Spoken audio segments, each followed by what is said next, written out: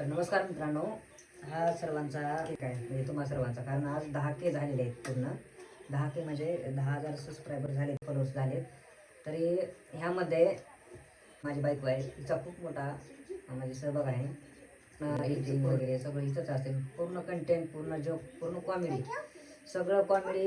एक मिनिट, सगळं कॉमेडी ही सुचवते, हीच सांगते. तरी पण तुमचा असाच आशीर्वाद राहू द्या. धन्यवाद, थँक्यू. आता मोबाईल लाईक करा, सबस्क्राईब करा, लाईक करा चॅनलला. ये